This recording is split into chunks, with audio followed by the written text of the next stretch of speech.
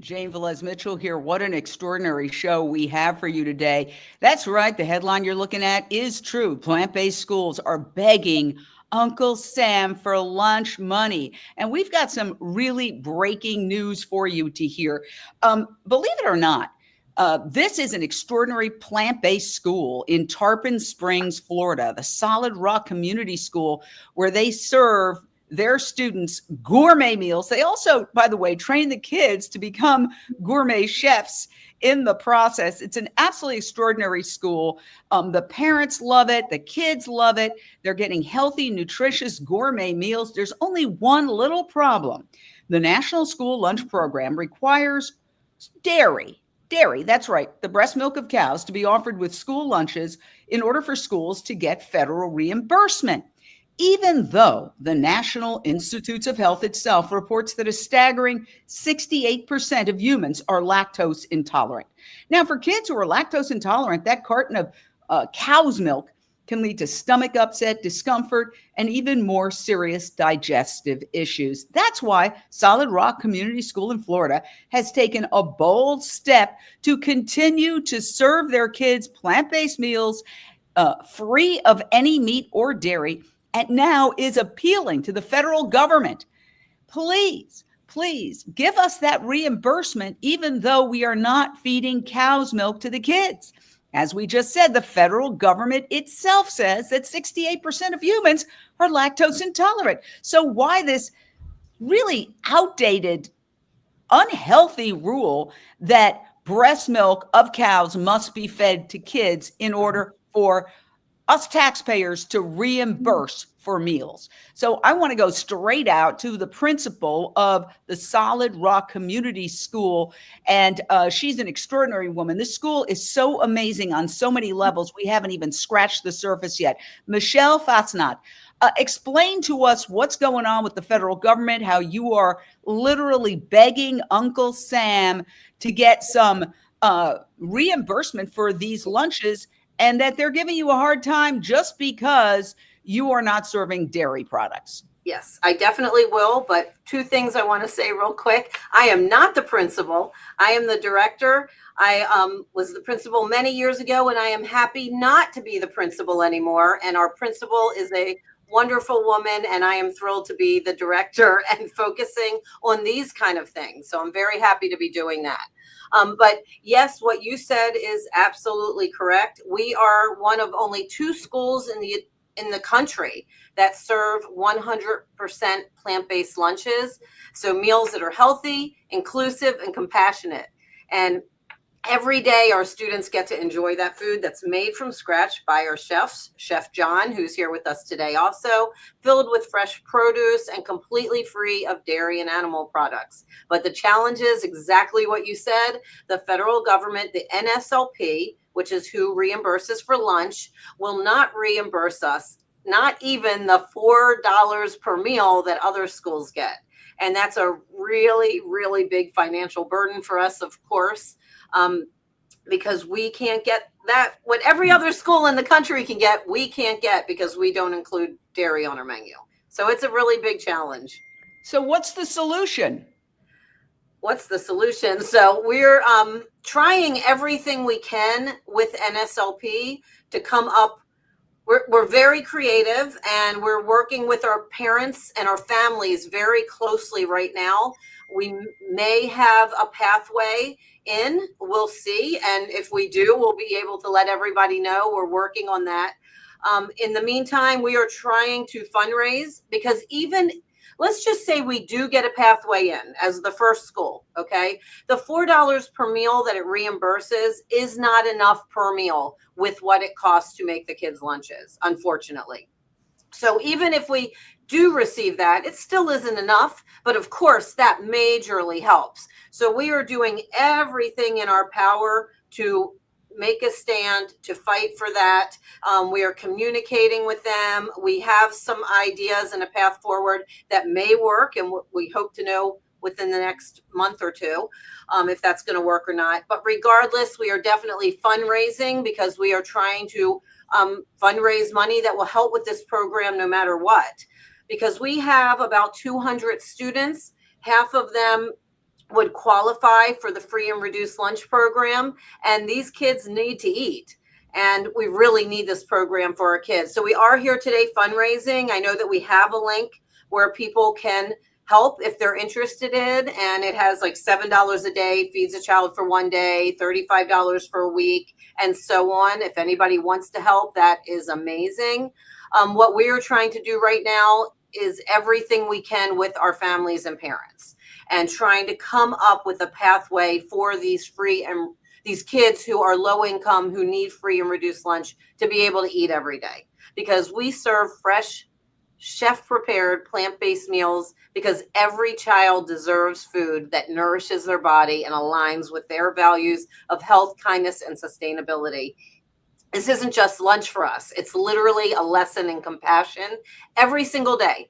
Every bite shows students that they can eat well without harm. It's an amazing thing. It's very important. And we're close. We're close to being able to be this first school in. We hope that this happens, but one way or another, we definitely need help. Now, if you were able to achieve this, this could be a groundbreaking landmark breakthrough, because so many kids do not want to consume dairy. There's an extraordinary amount of those milk cartons, cow's milk cartons, that are thrown in the garbage. Yeah. So you've got a situation where cows are being, let's just call it what it is, tortured and industrialized animal agriculture, forcibly impregnated, their babies ripped from them at birth, and all of that so that we humans can steal their breast milk. And then we give it to kids who very well may be lactose intolerant. And a lot of them just don't like to drink cow's milk anymore. It's not a thing. This isn't Leave It to Beaver in the 1960s. Kids aren't sitting down and gulping down milk the way they did in the old TV shows. And so they throw it out. And so you've got the waste, the pollution, the environmental damage from the animal agriculture industry, the torture of animals. And then for those kids who drink it, they may very well be lactose intolerant. I mean, why is the federal government insisting on this? There's a lot of reasons. So, funding for the federal government and SLP, it's, very much involved with the USDA, trying not to get too much into that today. It's a very complicated situation. And I mean, you're familiar with the way the funding happens. So, I mean, it's when you understand where the funding is coming from, you can understand why the rules are the way they are. But rules are changing. I can tell you, when we first started the school years ago, you had to have meat on the menu too. You had to have animal meat and dairy. Now, animal meat is not a requirement. So now they do allow tofu and tempeh and nuts and seeds. So that is good. So we've made progress there. The dairy is now the last step of progress. And I'm really hoping that that's going to change in the future. But we really need it for our school, because we are 100% a plant-based kitchen. So we've never had dairy or animal products in our kitchen. And we won't put them in our kitchen. So for all of the same reasons that you just said, let's look at this in reality. A plant-based diet's been linked to childhood obesity, type 2 diabetes, heart disease. We obviously know there's a lot of gastrointestinal issues, just like you said, with so many kids being lactose intolerant. And I think you said 68% are globally lactose intolerant, if I heard you right. I know it's 75% in people with color. It's 90% in Asian communities. I mean, it's a serious thing. That's the majority of the population is lactose intolerant, but yet we're still pushing it on people, and we're still requiring it to be an option in school cafeterias. It's just wild. Now, in the public school, I believe that most of them do have options, so they can have soy milk and cow's milk, but we don't want cow's milk in our kitchen because we are an exclusive plant-based school. So because of that, because we are exclusively plant-based, we can't get any funding. So there's only 2 schools in the US that can't qualify for funding for that reason. And it's just unacceptable. It just doesn't make any sense. We know that plant-based meals, they improve focus, they improve academic performance. And so here in schools, we're pushing something on kids that most of the kids actually really don't want.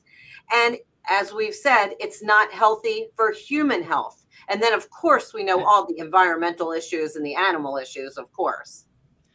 Well, it's absolutely absurd. And as a taxpayer, I would like to be able to donate to your kids who are in the low income community and allow the federal government to have that kind of reimbursement. It's absolutely ridiculous. And I'm certainly going to donate. solidrockflorida.org/unchained. We've got a special link that you can use to donate.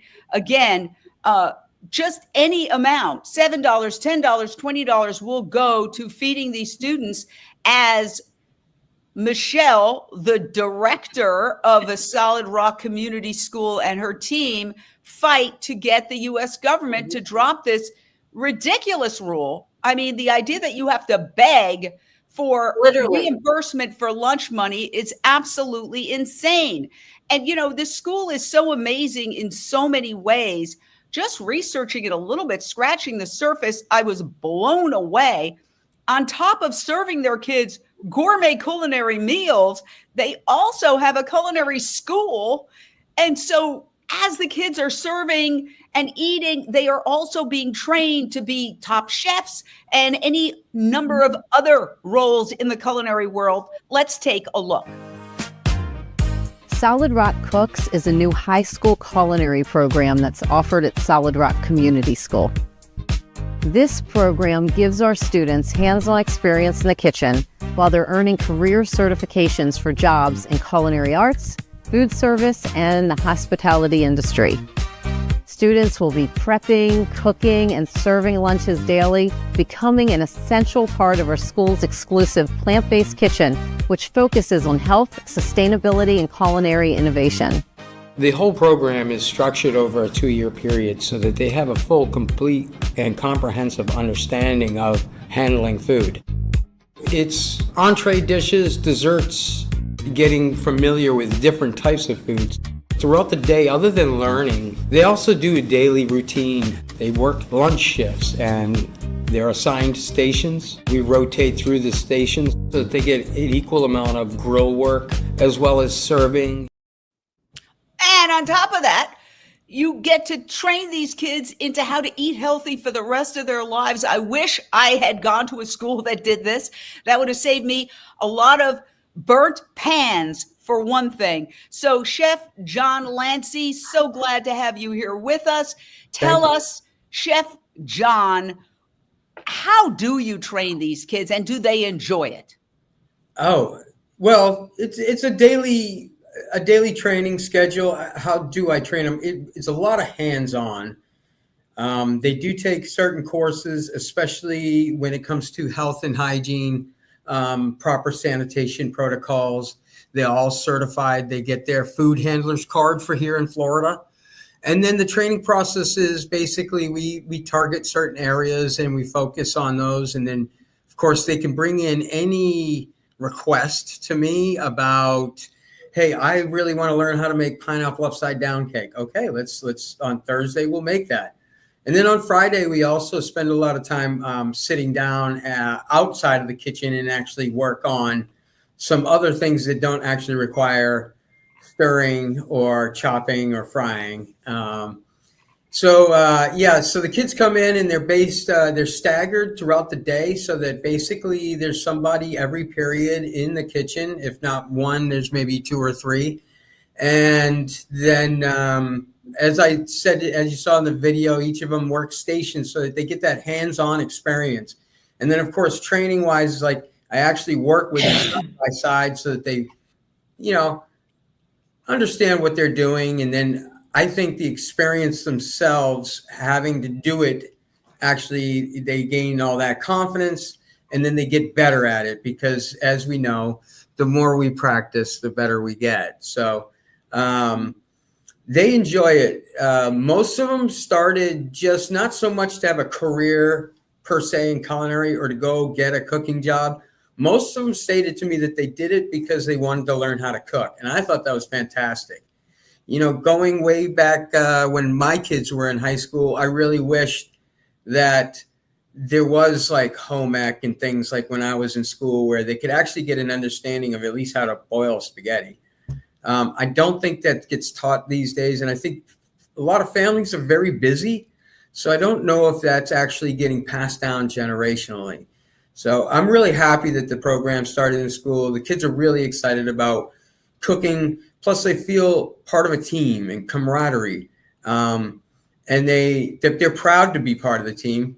And it definitely helps in selling the rest of the student body on, hey, you should try it. It's really good. And hearing that from their peers is different than an adult telling them, eat your greens. So it's absolutely extraordinary. I think every school, first of all, I think every school should be plant-based, but they should also train kids how to establish habits that are going to carry them through the rest of their lives. True. I'm always marveling that schools don't teach things like how to balance a checkbook. I could really use that when I was 18 years old with my, 22 on my first job, and I had no idea how to balance a checkbook because nobody taught me. It took me a couple of years to learn that. And as a result, I ate popcorn from Monday through Friday because I spent my check every Friday night. That's another story. But the point is that these are life skills that schools should be teaching. And yes, geometry and, algorithms are all well and good, but these are real life skills that I really feel that kids should learn in order to be healthy. And one of the things you mentioned is that, parents are busy. And this is one of the reasons why we have 43% of the United States obese, because parents don't have the time to cook properly for their kids, and they're all eating at fast food. Operative word, fast food, filled with meat and dairy. And that is making America sick to the point where there are a whole bunch of programs, which we will not debate today, about how to undo all that, some of them better than others for sure. But what's really amazing about your school is that you are also teaching the parents how to eat healthy. And this really blew my mind that you actually have a parental aspect of this. Let's check it out. We've started an initiative called Solid Rock Eats, where we are actually making plant-based foods available to our families. We have a plant-based menu, and parents can order it for dinner just like they would order it from a restaurant. And Solid Rock Eats, they can actually order it online. When they pick their kids up from school, they can pick up the food to go home for dinner that night. Really excited for it because it has some of my very favorite foods on the menu.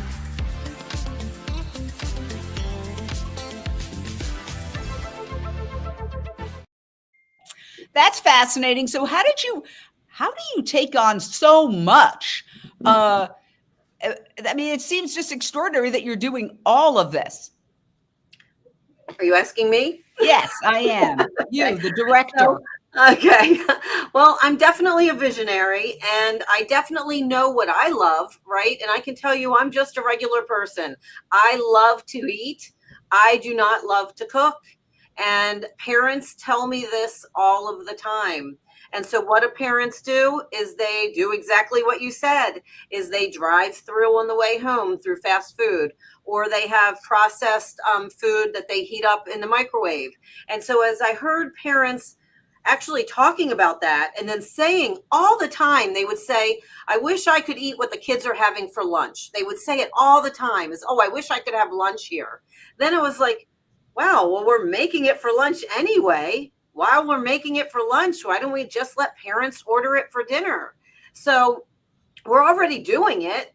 Chef John is in the kitchen cooking. He's taking orders. He's preparing food. Why not just allow the parents to order it for dinner? And then when they come to pick up their kids, they can pick up dinner too. It was just such common sense in reality. It's something that nobody thinks about, but it really is common sense.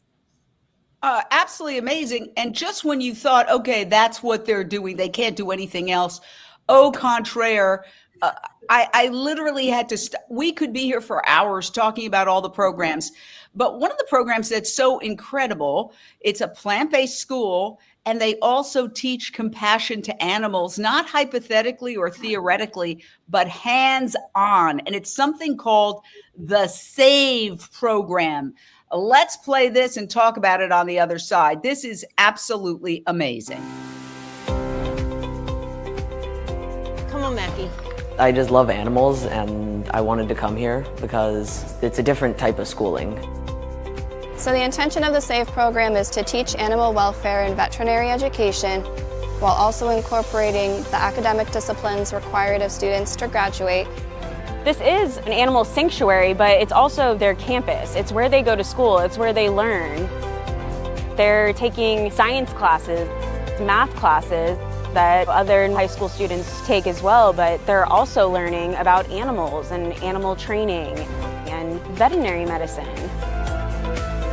So they get all of the credits that you would normally get in a regular school with that humane-themed education. And then they also receive additional credits on top of that. We have pigeons and ducks, parrots, lemurs, marmosets, sulcata tortoises. When these animals don't have a home, there's not a lot of sanctuaries out there that can take them and care for them just because they don't have the right enclosures, the right property, the right feed sources. There's nothing really like the SAVE program. We have a whole sanctuary here, and we take care of these animals every day. Wow. It just blows my mind. How many animals do you have? And tell us about this program. So, well, the SAVE program stands for Sanctuary for Animals and Veterinary Education. And it started 2 years ago. So we just finished our second year, and it was a pilot program on a very small micro campus that's down the street from our main campus. You'll be hearing more about that in the weeks to come. But small, tiny campus. And we started with a few animals and with a few students, and we wanted to see how it went. We wanted to see how would parents receive it? How would students receive it? How would it work out? And wow, oh my gosh, it just got amazing so quick.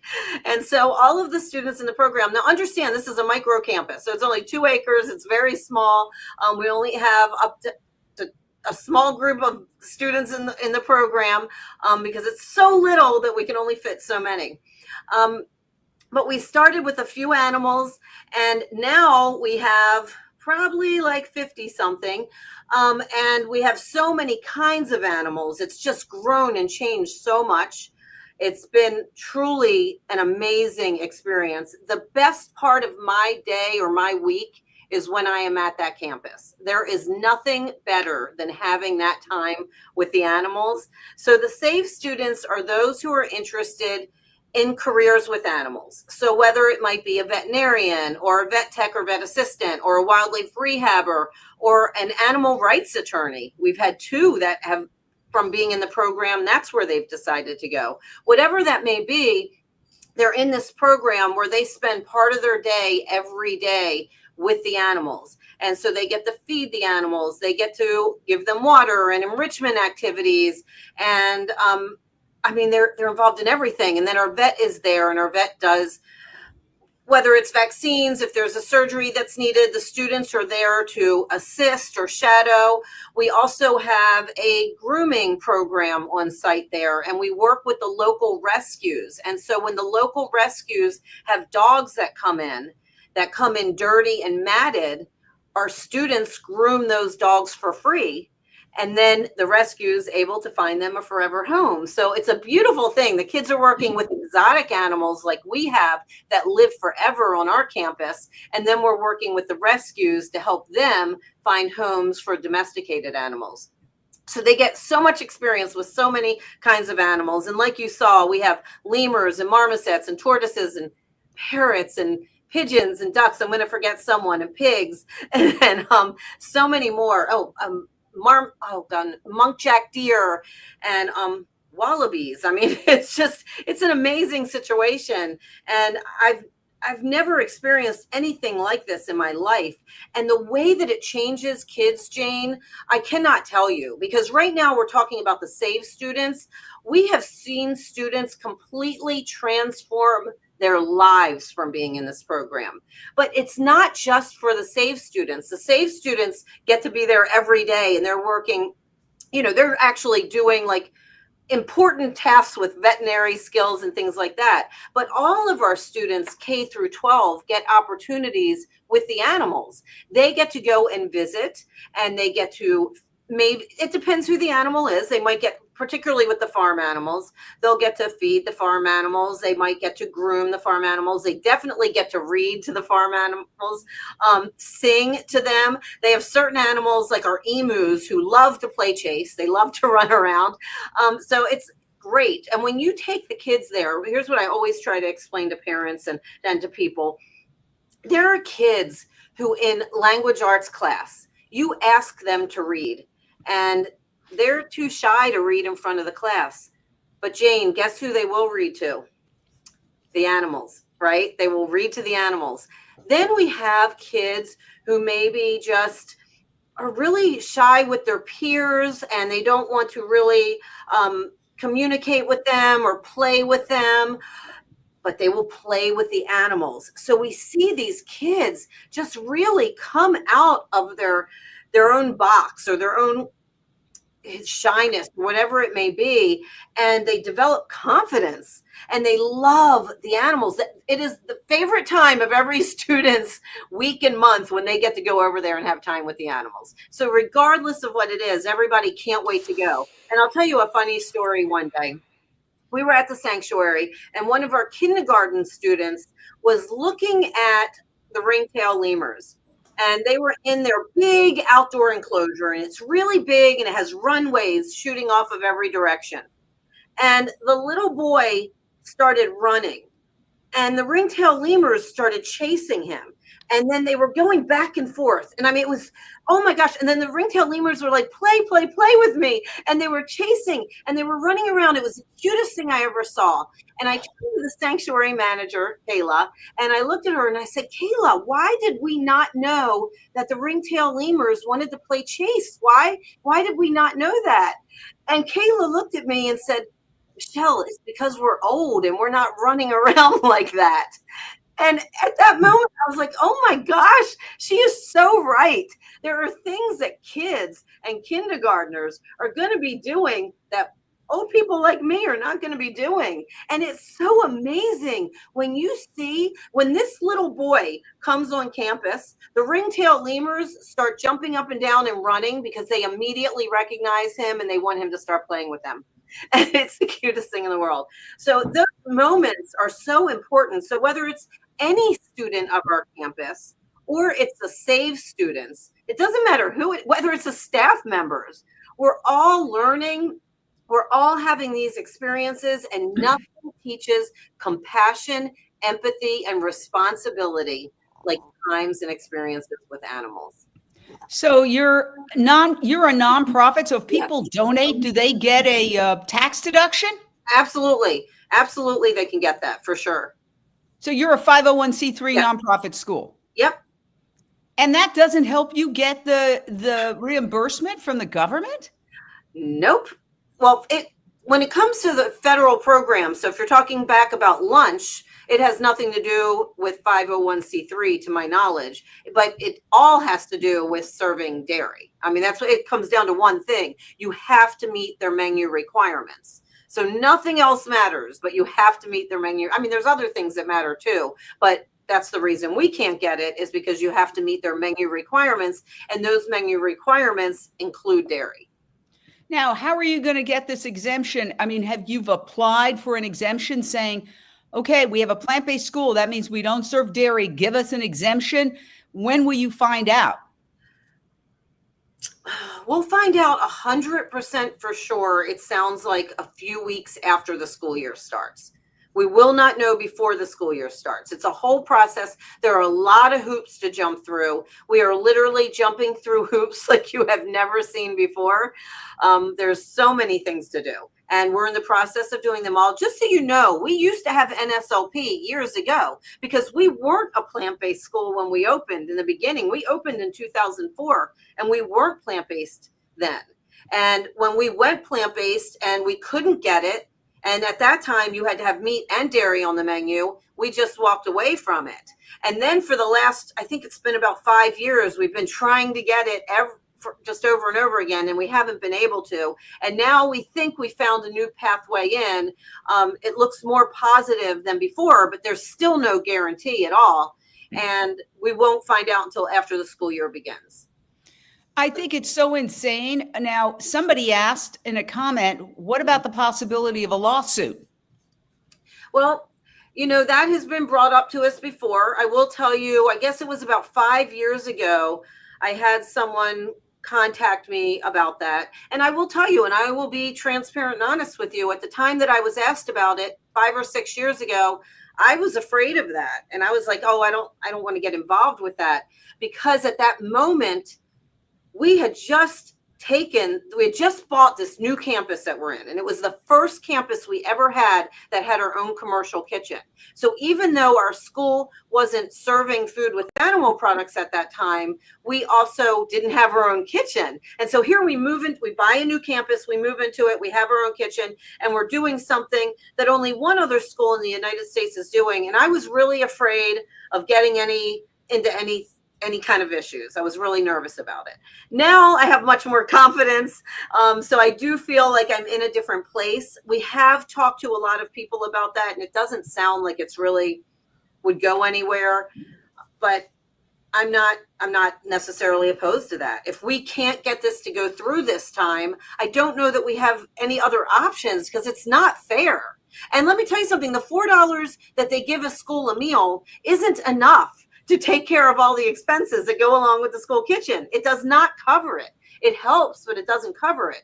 But I mean, we need that to even be able to continue doing this. You can't certainly, do this, you know. It looks like you're serving these gourmet meals. Of course, $4 isn't going to cover it. Right. And it's absolutely extraordinary. Yes. And the other thing that is so amazing, and I want to bring John in, the chef, is that you actually have a seed to table program. So on top of everything else, with everything else these kids are learning, they're also learning to value the growing and the process of creating this food that goes onto our tables. Let me play a little video of your seed to table program. Tell us about this, John. Okay, so our program mostly is head up by the science department, which is fantastic. So they, you know, when they go to science class, not every single day because they have other subjects to learn, but you know, they do spend quite a bit of time out in our garden.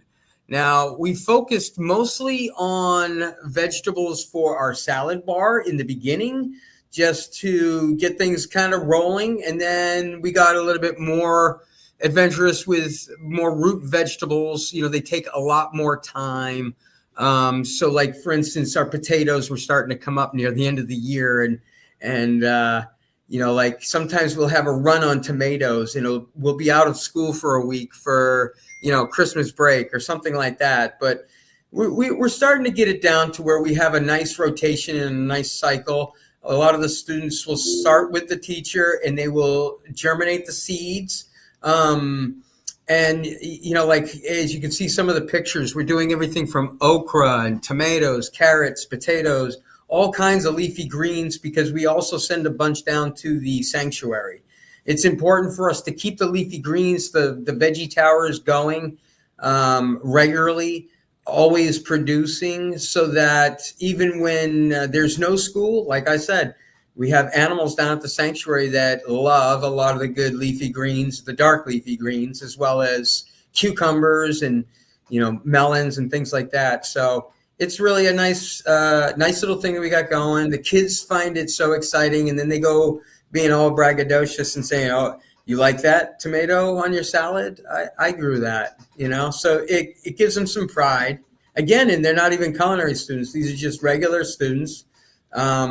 I think most of it's the elementary level that are out there, but we do employ some of the high school students. Hey, I need you to help me pull some potatoes or onions or something. Sometimes it's just weeding the garden beds. But yeah, so it's been very, very well accepted. The kids, like I said, they find it exciting to go out there, and they like to watch the progress of vegetables like peppers and tomatoes. Oh, look, it's starting to turn red, and it gets all exciting for them. And then they can go tell their parents. You know? Yeah, it's amazing. I hope that they take that and keep going. You know? Yeah, I hope they take it home. Interesting things that are being asked here. What is the structure of the school? It's nonprofit, but is it public or privately funded? What ages? So we are a K through 12 school. So typically 5 years old to 18, approximately. We are actually discussing opening a VPK for next school year. So we'll know in the next week if that's going to happen too. We are a nonprofit, but we're open to the public. So, you know, anybody can come here.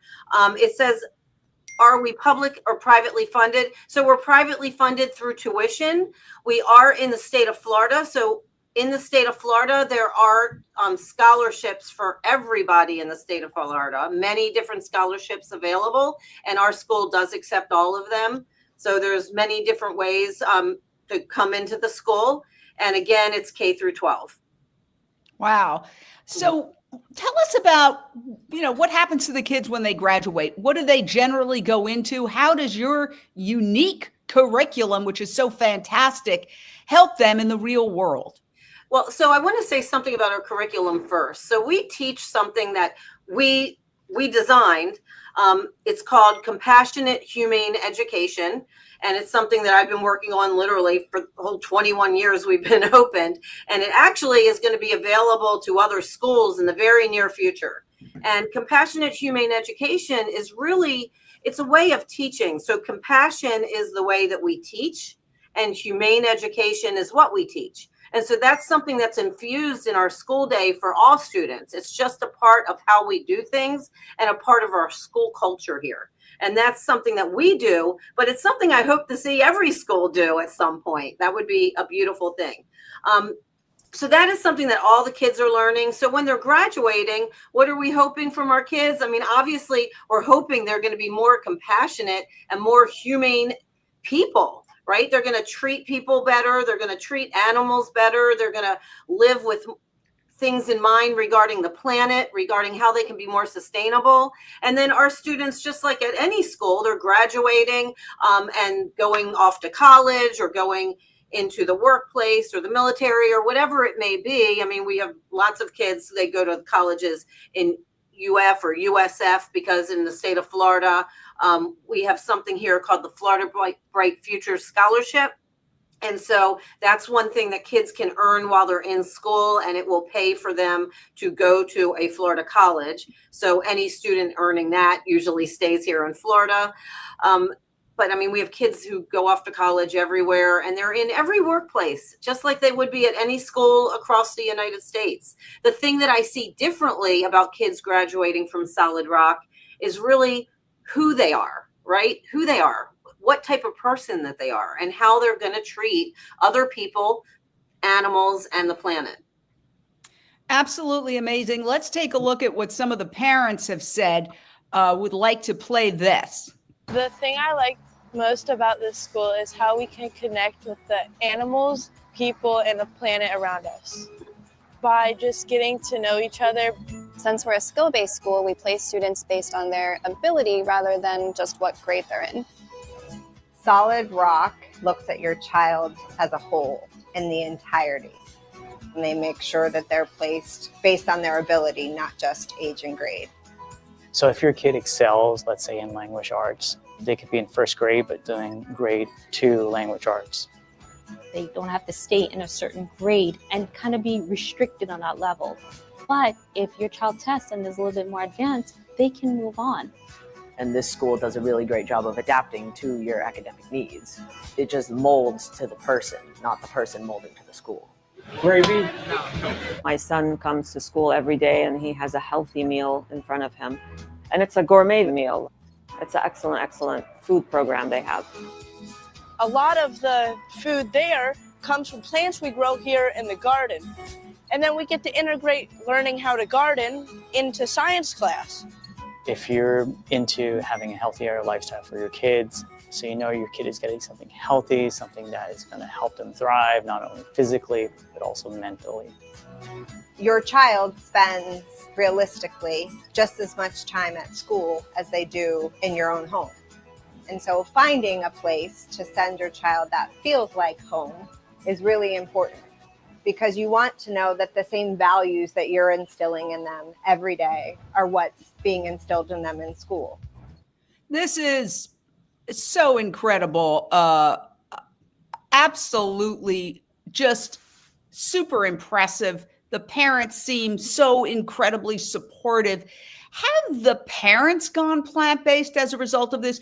You have a plant-based school. Presumably, not everybody involved is plant-based. What has been the impact in the surrounding community as, you know, we look at things like going plant-based, according to a new Oxford University study, can reduce your greenhouse gas emissions footprint by 75% if you're a heavy meat eater.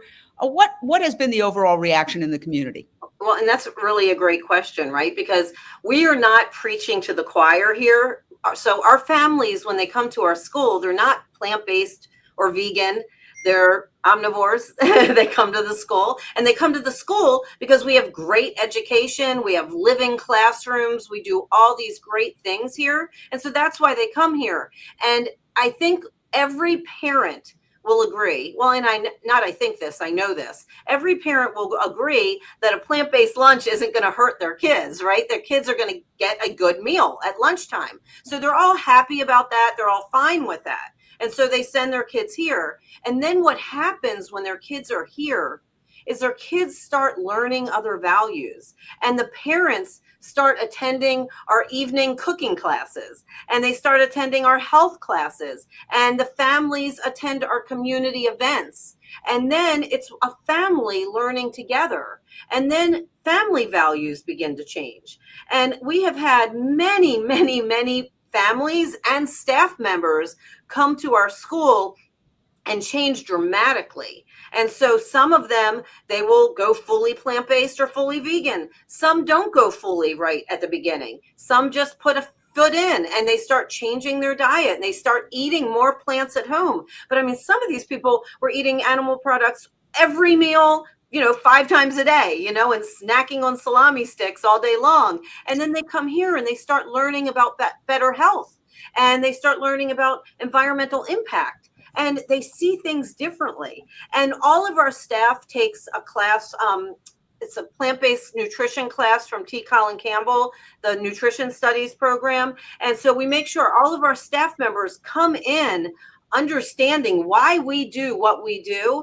And I can't tell you how many staff members, they immediately come into our school, they take that class, they talk to us, and they immediately change. They change their diet and their values. I mean, right now we have some construction workers here doing some work, and they're sitting with me at lunch every day. And these are your typical construction worker men who, eat meat and unhealthy food all day, right? And we're sitting and we're talking about health, and they're loving the lunches. So we get to have impact on everyone that we come around, whether it's our students, whether it's our school community teachers, whether it's our parents, whether it's people working on the campus like construction workers, or whether it's the general community through our community events. Because my thing is, education shouldn't lie.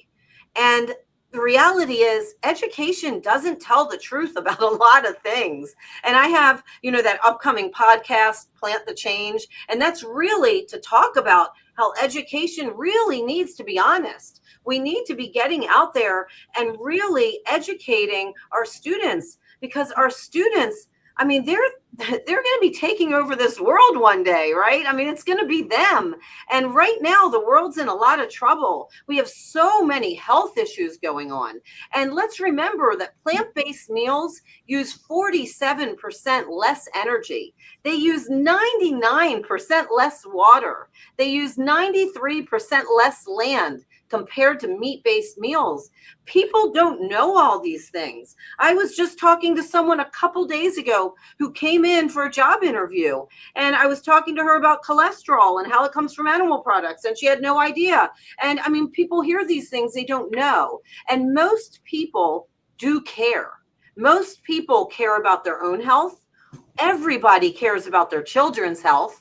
And most people care about the planet. Most people care about animals. So when they don't know, they can't make really great decisions. But as they start to learn more and more, they do make better decisions. So all you can do is give people the information, and then they're going to do with it what they want. But my goal is to give people the education, to be honest, and then to let people try things, let people taste things, let people see things, let people spend times with our pigs, spend times with the chickens. It's our whole experience here. It's very eye-opening and very life-changing. Is there a long waiting list to get into Solid Rock? So it depends on the grade, right? So it's like any other school. Some grades are more packed than other grades. The SAVE program obviously is has extremely high interest, definitely a waiting list. And that's a very small micro program right now. The goal for that program is to move it onto this campus so we can quadruple the size. I hope to be back here with you in the near future to discuss that. But we definitely have a big waiting list for that program. For the rest of the school, it depends. Some areas, absolutely yes. Other areas have more space. And we are definitely expanding some of our programs and kind of recreating space in the building to be able to serve more kids. So some people are not satisfied with anything, and they want to know, do you teach yoga and Ayurveda medicine? So we teach lifestyle medicine. So just so you know, if you're familiar with that, lifestyle medicine is going to be about eating a plant-based diet, getting rest, having good relationships with your peers, all of those kind of things, taking care of yourself. And then we definitely do yoga. We do what we call calm classroom. It's another word for meditation or mindfulness. We have a lot of great things that we involve the kids in. We really want to raise healthy kids. And we've been talking all about health, but we want to raise kids that are healthy mentally and emotionally, because those are big areas in today's world. And so we're very big on mental health and emotional health as well. So just for those and myself who don't really understand how you approach the bureaucracy. So the government has this idiotic rule that says you have to serve dairy products in order to get reimbursement for your lunch program. And you were like, no, we're not going to serve dairy. We'd like an exemption. How does that work? Who do you approach? Oh my gosh. Who are you dealing with, especially now when there's a lot of cutting and, there's a lot of agencies that are down to bare bones? Well, I mean, you're dealing with your local county agency, and then you're working with the NSLP. So there's a lot of hands in it. Okay. And National School Lunch Program. Yeah, For those I will who don't tell know. you, Yes. when we moved to this campus and had our own beautiful cafeteria and commercial kitchen, I was so excited. And when we tried again to get funding at that point, and it was a no, I was just like, just forget it. I'm not going through them anymore. We're just going to do it. We're just going to do our own program. We're just going to make the lunches available to the kids. And that's what we've been doing. But that's been very hard. So we charge for the lunches, and then the people that can afford to buy lunches buy them. But we have 50% of our school program or school kids who can't afford to buy the lunches, which means the kids who need it the most can't get it. And let me tell you something, the lunch program, we have really struggled with the lunch program. It has been a financial just nightmare for us the whole time. It's really been rough.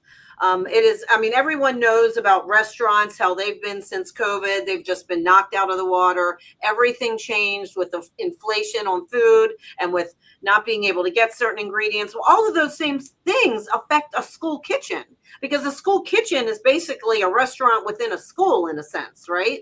So we've had all of those same really difficult things to deal with and jump over. I want to jump in for 1 second because one of our viewers, Paul Paris, says we have full vegan options for lunch in LAUSD. Plus, I got them to offer soy milk carton for our daughter each day. Just recently, right? Because I think Michele, did they not just recently pass the allergen substitute of a soy milk for? Well, I don't know how long that's been and you have to get. But I want to explain something. Here's the difference, and I'm so glad your school has that. So I'm so happy for you. But the difference is they have vegan options. Okay, so that means they're serving animal products. They're serving dairy milk. So because that school is serving those things, they can offer options. So a school, and I highly recommend schools out there that are public schools that are listening, make sure to be offering plant-based options and soy milk. Please do that. But my school, our school, Solid Rock Community School, doesn't want to offer plant-based options. We are exclusively plant-based. So that is what you have to understand the difference, okay? So any school that has animal products on their menu can offer plant-based options. They can offer a soy milk option that children can take with an exemption letter from their parents. But that is not what Solid Rock is doing. Solid Rock is an exclusively plant-based school that does not serve any animal products at all, which includes dairy. So I want to make sure we understand that.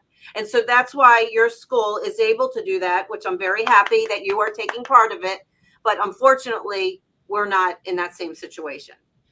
Well, it would be great to have your school all over the country. Have you thought of franchising it? I know we have the Muse School here in Southern California. Right, and they're the second one. When I said there was one of two, Muse is the other. And they're the other. But I mean, have you ever thought of, now that you've got this incredible template, having it different cities? That's possible. So just so you know, I've been asked that forever.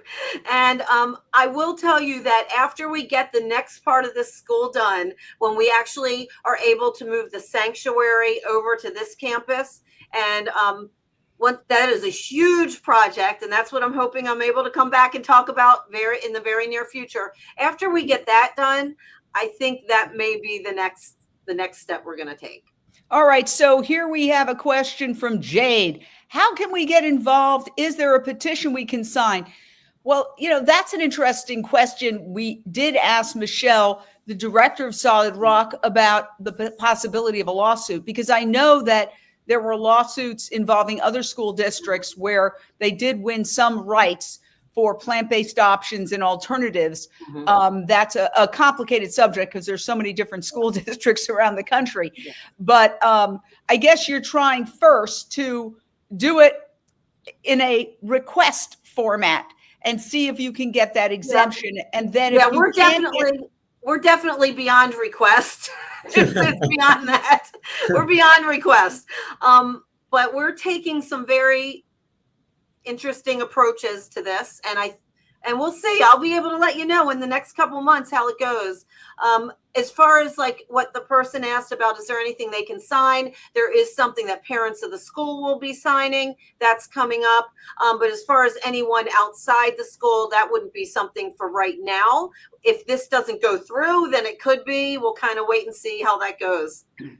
Yes, and the way you can help is to donate. Yes, I will be donating today. solidrockflorida.org/unchained. No amount is too small or insignificant. What, $7, right? Can tell us, I mean, for people who are donating, and I hope out there you do donate, we've got a special link here, solidrockflorida.org/unchained. What are the breakdowns? So we have $7 feeds one child for 1 day. $35 covers a week of food. $140 covers a month of food. And I believe, I'm doing this by memory, I think it's $1,260 covers a year's worth of food for that child. So anybody who has an ability to help in any capacity, and then of course you can put in any amount you want to that differs. Anything you can do is great, because I got to tell you, like I said, 50% of our student population is low income, and these students deserve healthy, quality food. And I do want to tell you something too about all those amazing pictures that you saw. What you're seeing right there on the white plates, that is not a school lunch. That's one of our like dinners that we do for our parents, or like a special event we have for the school.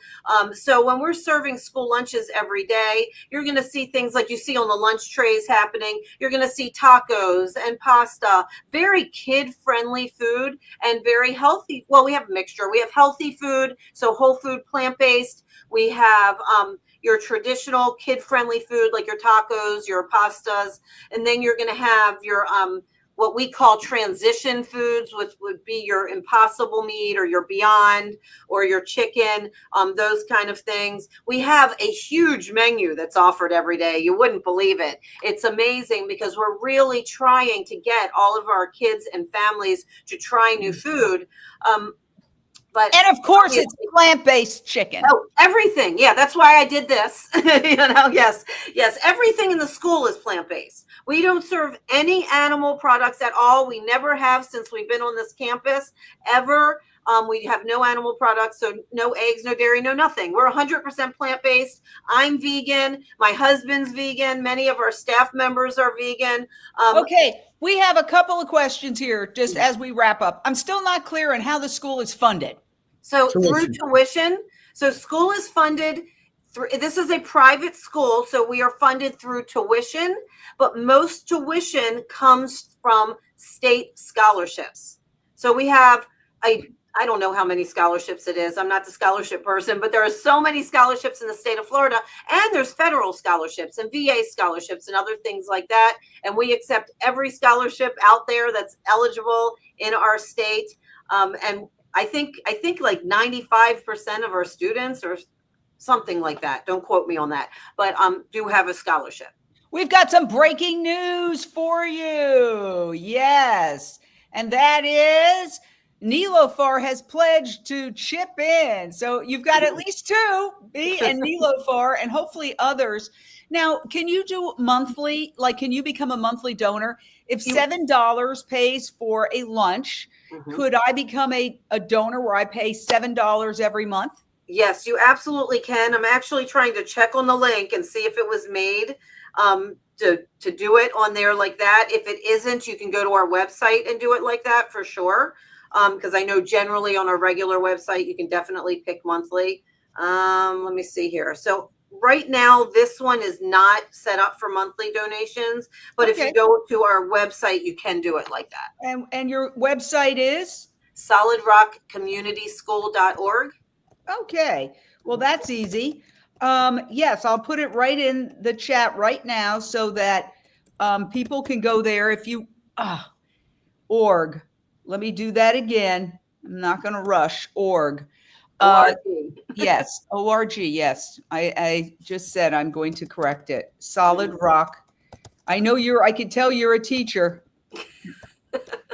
You love to correct. Okay. There we go. solidrockcommunityschool.org. Yeah. So now we have a question from Tom. Can they petition the governor to lift the dairy lobby? So a lot of money. Yeah, this is a federal. This is a federal thing. NSLP is a federal funded project. It's not something that's local. It's not something that's just state. This is a federal program. You're not talking something that's like easy to do or quick to do. It would take a lot of hands and a lot of money to change the laws. I do hope that they change. And I think we're headed in that direction because like I said, there used to be where meat was required, and that was 5 years ago. And now that's taken off where you can substitute meat out. And let me tell you something, even I think it was just a couple of years ago, tempeh wasn't on the list, and now tempeh is on the list. So that's changed, but the dairy hasn't changed yet. So I do believe in the future that will be coming. We just haven't gotten there yet. Well, I just want to say I think you guys are fantastic. I honestly don't know how you do everything you're doing. I do hope everybody donates, either donate to solidrockflorida.org/unchained if you want to do. How much is it to pay for a kid for a year? A year, I believe it's $1,260. $1,260, but $7 will get you one lunch, and it's also moral support for their effort. This is amazing because NSLP, National Paula Franklin, you got it. Program is still in bed with the dairy lobbies. Our government has essentially been co-opted by the meat and dairy industry. For years. The meat and dairy industry, especially the dairy industry, would collapse if it weren't for subsidies. The government is buying a huge amount of the dairy, the cheese, the milk, and forcing it on school kids. It's not capitalism. It's corporate socialism. And that's me saying that. That is what's happening. I mean, to force serving a product that 68% of the world's population is allergic to is beyond self-destructive. And that's the situation right now. So I certainly hope that you get the exemption. And if you don't, I think that legal action is the next step. And I know there's a lot of nonprofit legal organizations that speak up for this subject that would love to jump in and represent you. I could pretty much guarantee that. So again, please donate to solidrockflorida.org. And if you want to become a monthly donor, you can do the actual school website. And we had that up a second ago. That is solidrockcommunityschool.org. I want to thank both of you for being on. I think what you're doing is absolutely incredible. I hope everybody supports you, and I hope your school template where you have a sanctuary as part of the school, where you have a seed to table community farm as part of the school, where you serve the parents healthy plant-based meals as part of the school. I hope all of it becomes a national school institution. I went to the Waldorf schools. I attended Rudolf Steiner, which is a global, it's a private school, which is global, that has also a very special curriculum. And I only was able to go for the last 2 years, but I'm always very grateful that the last 2 years of high school, I went to Rudolf Steiner School. It had a huge impact on my life. And those are schools that started with, an individual school and then ended up as a global phenomenon. So I wish the same for you. Thank you so much, Michele and Chef John, for joining us. And everybody's like, more segments, please. Yes, we will bring them back. Yes. When you find out, we'll bring you back and we'll talk about this some more. And I definitely want to talk about the animals more too, because there's a lot going on there that I want people to hear about. Oh, wow. Just absolutely amazing.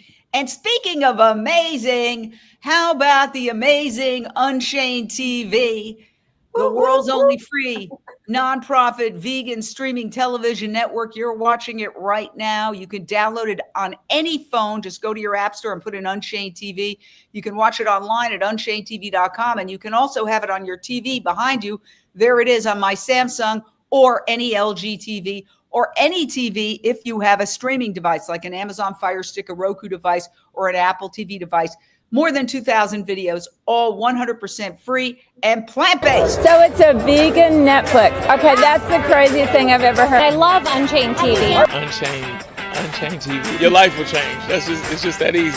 Unchained TV has all sorts of content for everybody. Unchained TV changed my life. Unchained TV is crushing it. I love Unchained TV. Unchained TV is my go-to. Unchained TV. Who knew? Unchained.